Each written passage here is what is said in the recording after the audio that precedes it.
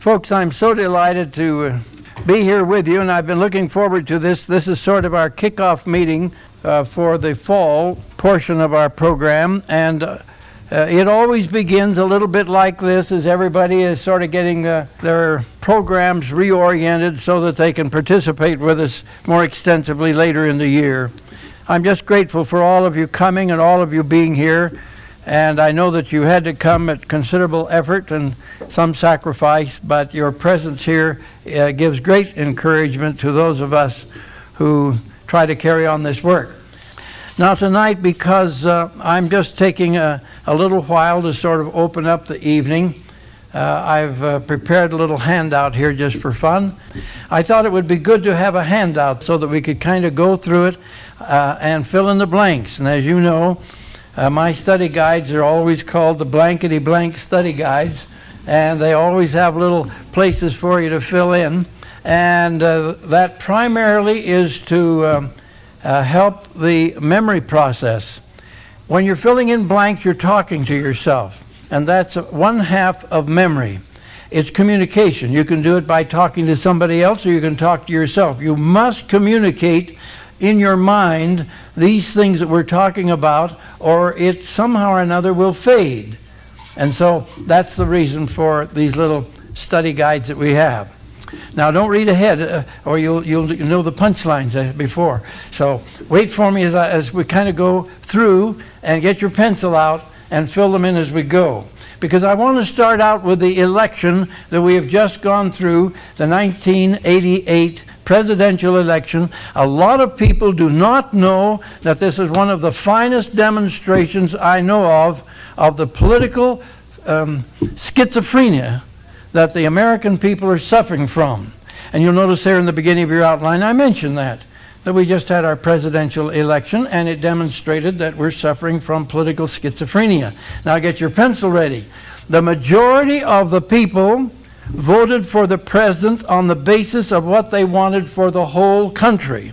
The president, I just have gone through all his position papers, his major position papers, and they're the things that practically every person in America generally would wish to have. There are a few exceptions, but most of the people in their right minds will want the things that he said in his position papers. Now, then we turned right around and elected a Congress based on individual private interests. And that creates a political phenomenon in Washington that we've got to live with, because here's what's going to happen. Interest is your blank. We will have a president who will be trying to do what the majority of the American people want, and we will have a majority in Congress that will be trying to prevent him from doing it. Now that's the phenomenon that we've got, because the people that are trying to get money for all these special interests, they are not going to go for a balanced budget. They are not going to go for a lowering of taxes. These are the things that people all want. But in order to provide private interests, you'll see a conflict going on there. And I suppose that's an unavoidable phenomenon of political life. But it's very real. And everybody ought to know that that's what occurs in Washington. And for a president to come and tell you all the things he would like to do and that he's going to support should have a little addendum, a little ancillary clause that says, if the Congress will let me do it. Because the action is not in the White House. The action is in the Congress. So that's why you are so important. When the president is trying to put over a program of reducing taxes, balancing the budget, cutting the national debt, and so forth, unless we tell our congressmen we want it and want it very badly, they'll go right ahead working for special interests for each area, community, or constituency. That's why these seminars become important. That's why you're important. That's why involvement is important. Now, the Founding Fathers warned us that we would reach this stage of our evolutionary development in the United States. I've collected a whole group of their warnings and published them in the October Constitution magazine for 1987. So under A, if you will write, please, Constitution Magazine, October 1987, and you will read those rather pointed, dramatic warnings that quite a number of the founders left with us. I guess de Tocqueville, Alexis de Tocqueville of France, who wrote two of the finest volumes on an analysis of what was going on in America, analyzed what all of them were saying, basically, and therefore I've given it to you here in 3 points. First of all, he said, a constitutional society, such as the founders gave us, would make us a rich people, and that's your blank. It would make us rich. Now, some people say, well, I don't feel very rich, but I can take you north or south or east or west, and you live with some of the other people in the world, and you'll know that for many purposes, we are rich. Although we're having personal difficulties and we get in the crunches sometimes, as a people, comparatively, we are very rich. And he said a climate of prosperity would lure us away from studying the principles of the Constitution. In other words, he said, you won't know enough about your formula freedom to preserve it.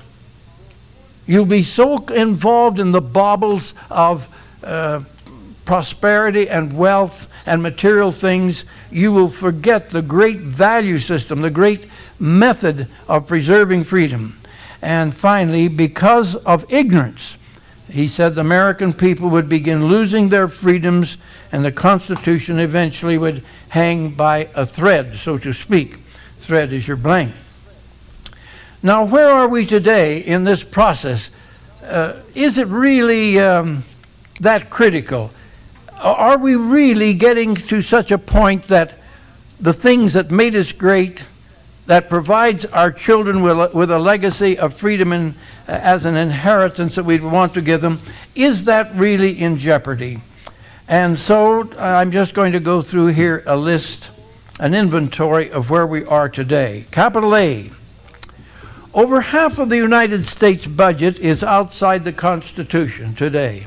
Over half of all of the money that's being appropriated by the Congress year after year is without any constitutional authority. In other words, appropriations are being authorized by Congress in direct violation of Article 1, Section 8 of the Constitution, which outlines the limited authority given to our government, and the 10th Amendment, which says that everything else is reserved to the states. 10th Amendment is probably the most violated section of the Constitution day in and day out. Capital B, over 1/3 of the sovereign territory of the 50 states is being held by the federal government as its own private property. This is in direct violation of Article 1, Section 8, Clause 17, where the Founding Fathers outlined what the federal government could own within the parameters of a state territory. And I'll say more about that in just a moment. Capital C, nearly all of the executive orders of the President of the United States are issued in violation of Article 1, Section 1 of the Constitution, which says that all lawmaking powers, all legislative powers, shall be in a Congress consisting of a House and a Senate. And we discussed that in the Making of America on page 254. You may be interested to know that a recent study shows that more laws came from the executive branch of the government than from Congress. And of course, coming from the executive branch, that violates Article 1, Section 1. How many more came? 34 times more laws came out of the executive branch than the United States Congress. You wouldn't have nearly as many laws to worry about if Article 1, Section 1 of the Constitution was being strictly enforced. There is no constitutional authority for the federal government to exercise environmental control over any area within a state unless it involves navigable waters, federal lands, or interstate commerce. Capital E, there is no constitutional authority for national parks. Now, national parks were originally set up way back in the 1880s, and they couldn't think of any constitutional basis for it, so they attributed it to national defense. They thought maybe it had something to do. It's a most irrational and flimsy basis for a decision made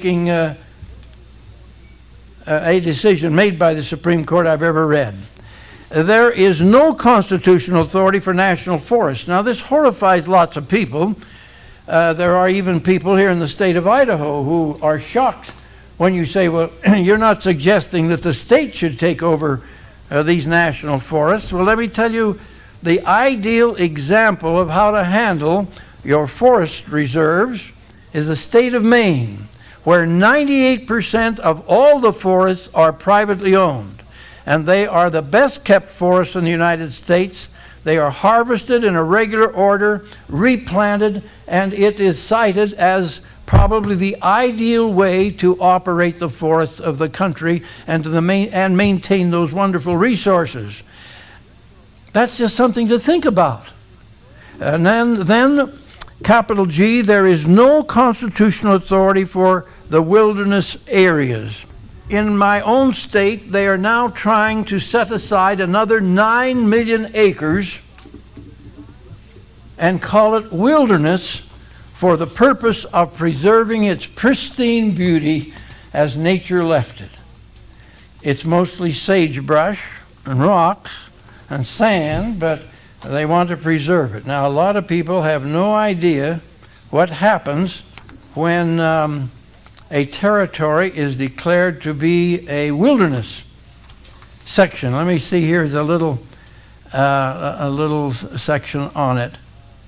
This is something I wrote recently for one of our publications. Most Americans don't realize what it means when a state allows huge chunks of its sovereign territory to be declared a wilderness area. It means it is legally proclaimed off limits to all human habitation. No roads, no buildings, no mining, no drilling, no grazing, no vehicles, no commercial activity of any kind. In other words, it is proclaimed by federal edict to be an economic desert. 9 million acres of Utah, which really doesn't have that much land to be setting aside for that type of thing.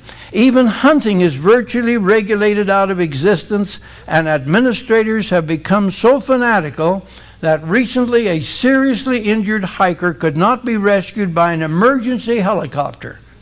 He had to be carried out over miles of rough terrain because they said no mechanical equipment of any kind is allowed within these boundaries. It's imperative that every American should become aroused against this series of crimes being perpetrated against the Constitution and the people in the name of environmental protection. It actually is making the federal government just a bigger landholder than she already is. On these preempted public lands, which the government now claims as a perpetual legacy, they now no longer hold public lands as a trust. They've now passed the law as of 1976 in which they say it is federal land owned in perpetuity. On that land are 85% of the nation's crude oil reserves, 40% of our natural gas, 80% of our oil shale, and these are the lands where additional treasures of gold, silver, platinum, and rare metals needed in space development are secreted in unexplored deposits. Now, one of the reasons that we have our seminars, and one of the reasons we get together this way, so that we have a speaking, ongoing acquaintance with the problems of our day and the things that we can do about them, because our people have tended to become involved, as Jim told us a little earlier, the impact that you can have once you know what the problem is and you see it being considered by your state legislature, etc., the antennas immediately go up and you say, I know somebody I can call. There are some things that we can do about this. I just wanted to share that thought with you because in our states, particularly Idaho, Utah, in Nevada, it's up to 87% that the government already owns. This is an atrocious usurpation of property that belongs to the states.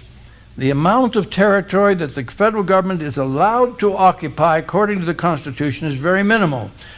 In most of the eastern states and those that constitute the Louisiana Purchase, it seldom goes above 3%.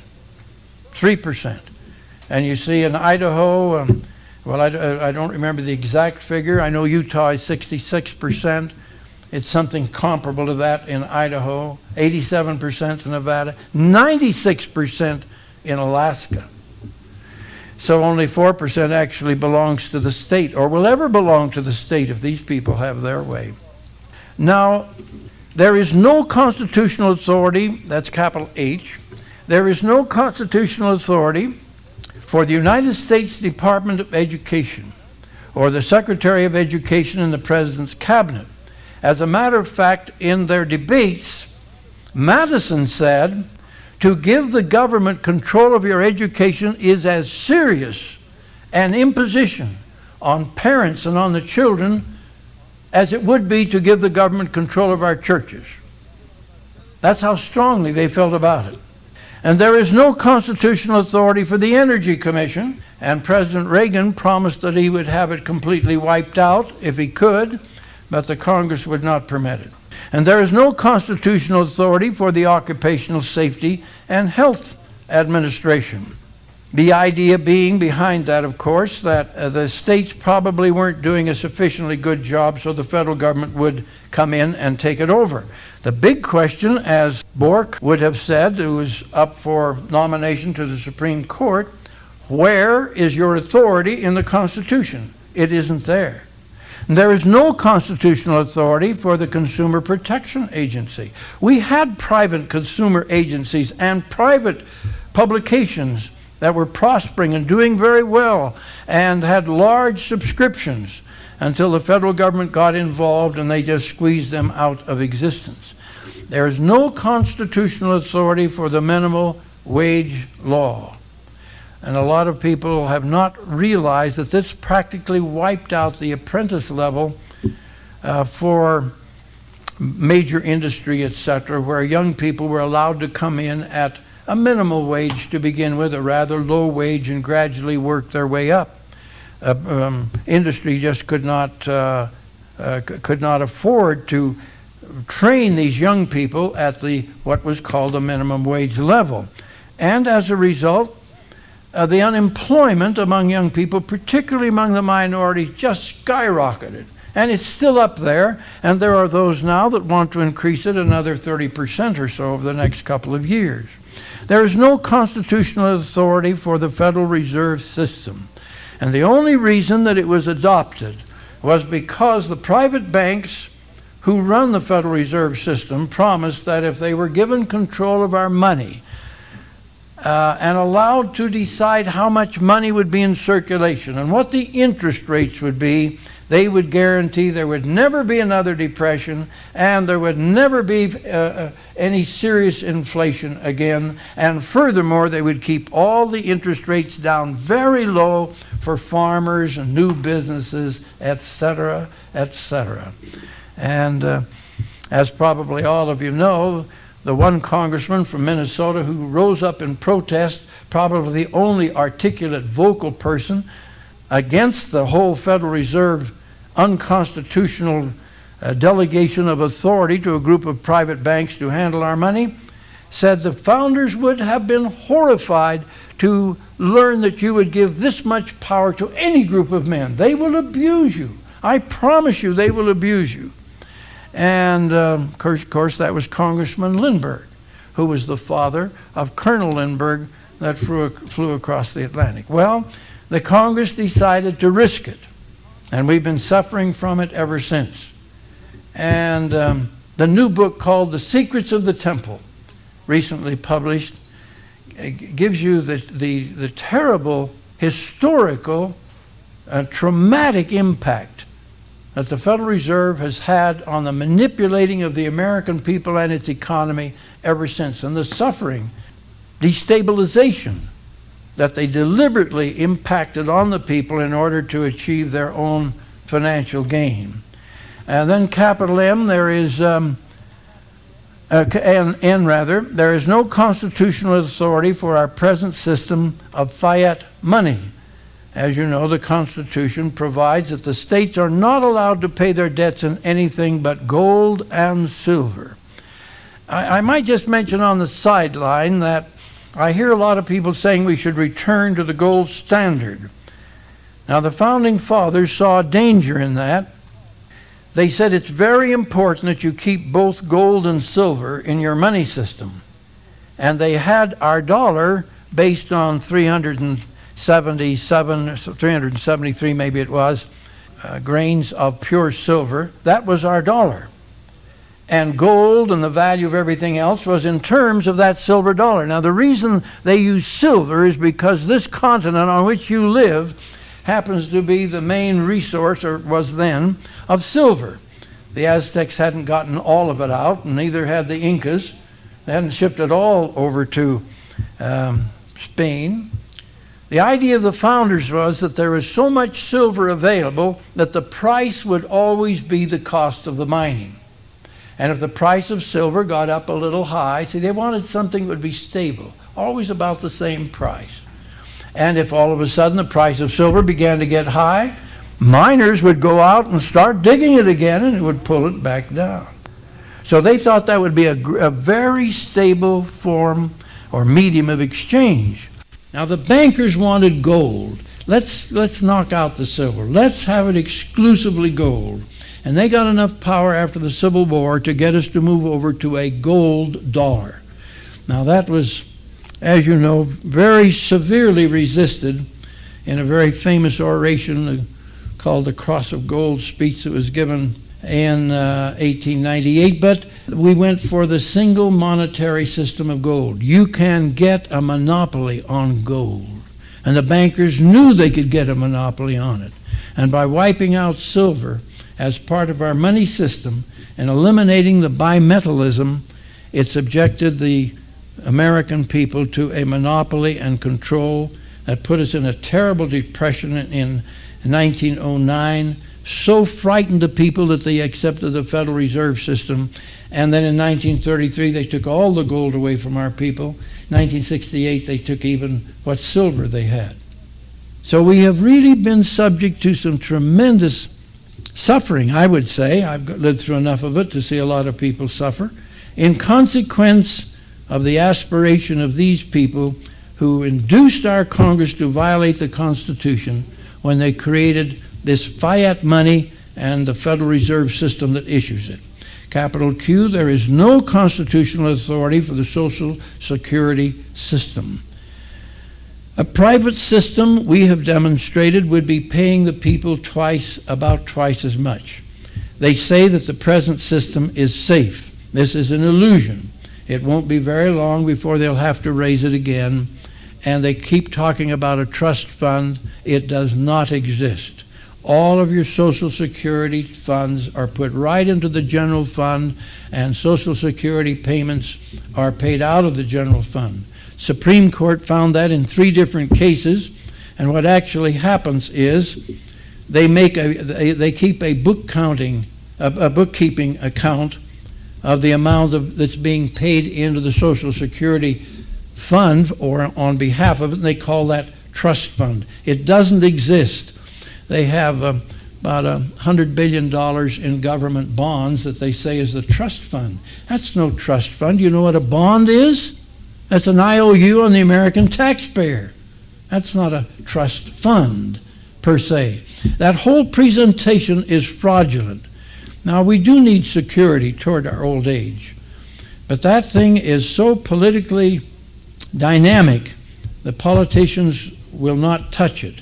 But we've already prepared, and I think we have copies of it here tonight, a Social Security study that will show you how much better it would have been to go the American way. There is no constitutional authority for the bailing out of private banks with federal taxes. Banks is your blank. There is no constitutional authority for the bailing out of private corporations such as the Chrysler Corporation. There is no constitutional authority for the bailing out of bankrupt cities such as New York. I watched New York through the years, paying garbage collectors more than people with a PhD get in any other cities. A very extravagant retirement program, regulation of housing and taxing on housing so extravagant and high that for several miles in New York City there were nothing but empty houses, empty apartments, abandoned by the people who owned them. They couldn't afford to even own them anymore. And then when it finally got into a state of bankruptcy, they appealed to Congress to bail them out, and they did. No authority whatsoever. Where were the people who were constitutionalists who said, on what basis do you bail out all of these people? You are not the insurance company for the savings and loan, for the banks, for the cities, and for these other things. Now we're getting all ready to bail out the savings and loans that are bankrupt all across the country. In Utah, without any legal authority whatsoever, our governor sponsored a $30 million commitment to bail out savings and loans that were not adequately insured, and it looked like the people were going to lose their money. The fact of the matter is, the people put their money in those savings and loans to get the extra 2% or something, knowing that they were gambling somewhat. It was a risk. They knew they were taking a risk. They knew that they didn't have FDIC backing and insurance. They went ahead and did it anyway. And our Attorney General told our governor, you have no obligation to take on these losses from the taxpayers. But the governor sponsored it anyway, and my brother, who was a member of the state legislature, and about 17 others, went up and resisted and fought it, did everything they could to keep the governor from pushing ahead, but he did, and it was just typical of the mentality that we have. He's not a bad man, but I mean, we're not paying any attention to the law, the substantive, basic document which should be controlling our lives. We've wandered away, and I just want you to remember the founders said the people will become so rich and so inured from reality with riches and the baubles of material wealth, they will stop studying what keeps you free and prosperous. And in the process, you'll lose it. Now, we're on the downswing now, and that's why it's so important that we have these seminars, we get together, we realize that this isn't something to be taken lightly because we can do something about it. Now, just a few more. There is no constitutional authority for foreign aid.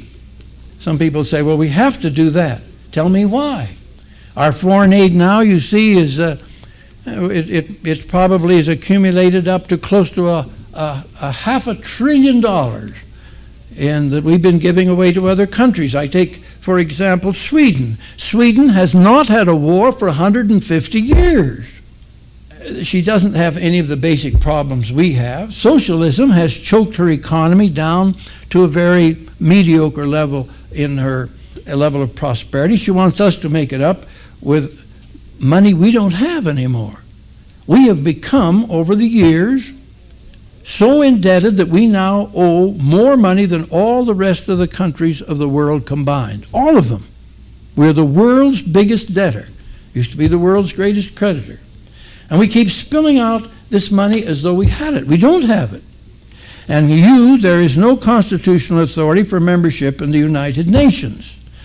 We signed in it as a treaty, with the U.S. paying about 1/4 of the cost of an organization that has 160 members. Lately, we've been balking because most of the United Nations members have all been antagonistic and hostile to the United States and anything that we're trying to do for the good of humanity. They've been very much subject to the influence of the Soviet Union, which we hope will soften now that glasnost and perestroika is supposed to be in effect as a policy. We'll have to wait and see. But anyway, the important thing was that when Alger Hiss presented that to the Senate, only 3 senators read the treaty. I didn't read it for 3 years, and as a lawyer, I couldn't believe the Senate would have adopted that amazing document. It was supposed to be the charter. And then there is no constitutional authority for the International Monetary Fund.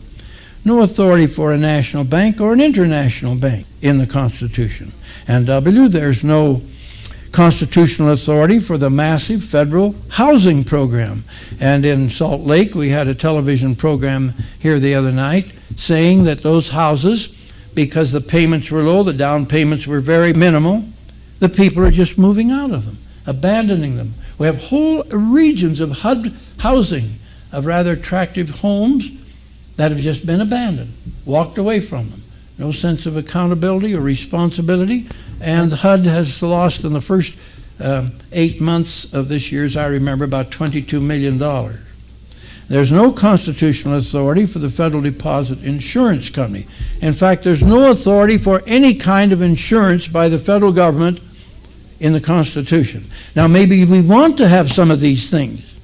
All I'm saying is, then let's get an amendment to authorize it. It's not in the constitutional structure, substantive structure of our country. There is no constitutional authority for graduated income taxes. As all of you know, we've been opposed, as the founders were, to any direct tax on the wealth of individuals. Assessments that are made against states have to be based on population, not on wealth. They knew that you couldn't collect that kind of a tax. First of all, you couldn't assess it fairly, and then you couldn't assess it without violating people's Fourth Amendment rights. The graduated element that they have introduced is a socialist concept. It automatically destroyed the whole idea of equal rights and equal justice. Because if you get a little extra money, it becomes less sacred than than the lower amount that you had. The whole thing, from a founding father's standpoint, is immoral and unconstitutional. Some people say, well, you know, the rich ought to pay more. Well, if you had it 10% and everybody paid the same amount, would the rich pay more? Of course they would, because they have more. But they wouldn't feel cheated then, because it would still be 10% like everybody else. But the moment that you put it 15%, 21%, 32%, they even got it up to high as 92% during the war, then they feel cheated, and they feel like the government is their enemy, and any tactics, cheating, lying, deception is justified because the government is not being fair to them. Capital D, there's no constitutional authority for the 1976 Federal Land Policy and Management Act, which gave the federal government permanent and exclusive property rights to all public lands within each of the states. Now, I would give you some more, but I ran out of letters. But I just wanted you to have some ammunition when somebody comes to you and makes this phenomenal statement. I don't know of any way the Constitution is being violated. I want you to have this handy and say, well, let me just go through 26. There are more, but let me just have you listen to 26. And many of these things will shock them. And they'll say, oh, I'm sure there's a basis for that in the Constitution. Hand them a copy of the Constitution and say, find it.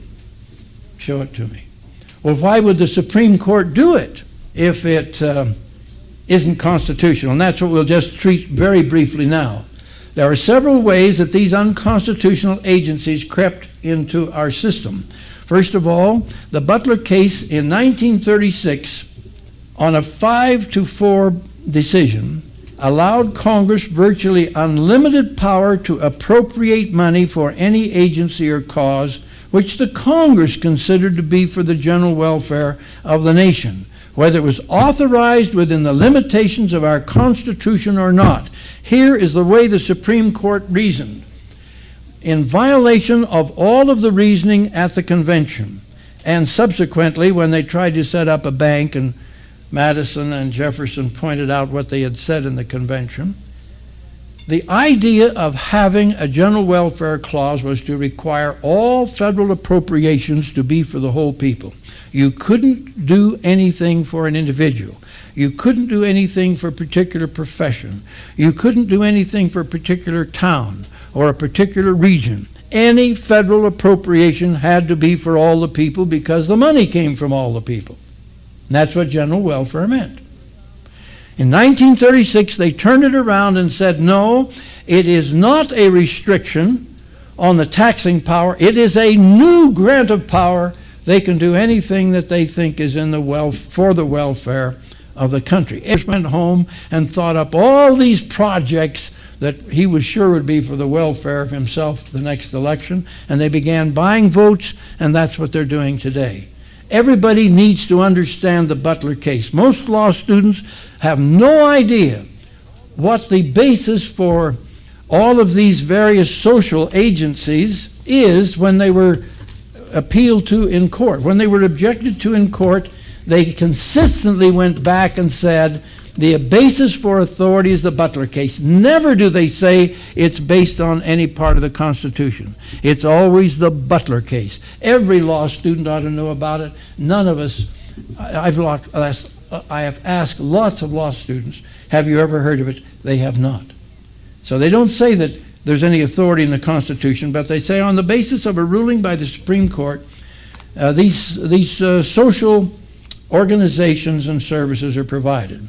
And then the Interstate Commerce Clause was greatly expanded and abused by both Congress and the Supreme Court. The Necessary and Proper Clause in Article 1, Section 8 was expanded and abused by Congress and the Supreme Court. And then D, war, depressions, and other emergencies, and I've lived through several of them, were used to justify unconstitutional activities which were never adequately challenged because of the crisis at the time they were initiated. Capital E, simple enabling acts of Congress of maybe 1 or 2 pages were extrapolated by the executive branch into complex and elaborate bureaus and agencies so that the executive orders coming out of them, we measured from one agency alone, it was about 9 feet high. If you just stacked all the regulations, one on top about 9 feet high, the original enabling act by Congress was 1.5 pages. Capital F, in numerous cases the Supreme Court initiated unconstitutional action which the Congress elected to accept without challenge. Busing, for example, to achieve racial balance in the schools, and I could list 20 or 30 more. There is a constitutional procedure for the testing and subsequent elimination of every federal program which is unconstitutional. So I just wanted to list this very briefly now as I come to a close. Capital A, we should challenge the constitutionality of each federal agency. Capital B, if the agency has merit, but there is no authorization for it in the Constitution, prepare an amendment to test it through the amending process. If it fails to get approval, it will be automatically eliminated. If it gains approval, it will have a legal constitutional basis for its existence. Maybe we want some of these things. Capital C, we should put a sunset law in the next appropriation for each agency.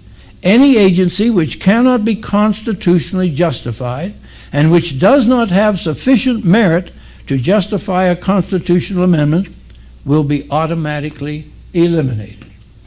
Won't be any debate, won't be any argument. It'll just simply say, well, unless it will stand up under the amendment process, it's through, it's finished. Capital D, give the President the power of a line item veto so that he can eliminate agencies or projects which are not warranted. And that is what most governors can do, but the President cannot. Conclusion. We have not been good custodians of the document which made Americans the first free people in modern times. Many parts of the United States Constitution have been mutilated or shredded. The answer to this problem is education followed by remedial action. The National Center for Constitutional Studies is one of the foremost organizations dedicated to massive education of the American people so that these remedial steps can be taken before it is too late. Now, the reason that I went through this little exercise tonight was primarily to put into your hands a little summary of where we are today. Because you will be amazed how many people will object to the general statement that our Constitution is deteriorating and that we're losing our freedoms and that we're on the downhill coast toward an eventual crisis, very serious crisis in our economy, our social structure, and our political structure if we don't do some homework and get involved and do some changing. I would hope that in the not too distant future we'll have enough Americans who aren't schizophrenic, who won't give the president the responsibility of doing all the things we'd like to see done for the country, reduction of taxes, balancing of the budget, bringing things under control, and then we'll also give that president a Congress who will support him in carrying it out. People criticized President Reagan because he didn't fulfill his agenda. They don't know enough about the Constitution to know that the president has no authority to do anything without constitutional action. And when they elect Congress that is dedicated to the proposition that they will discredit the president and get their own vested interests satisfied with their constituency and ignore what the president was elected to accomplish, you have this schizophrenic political situation that we now have. So that's the job that's out there.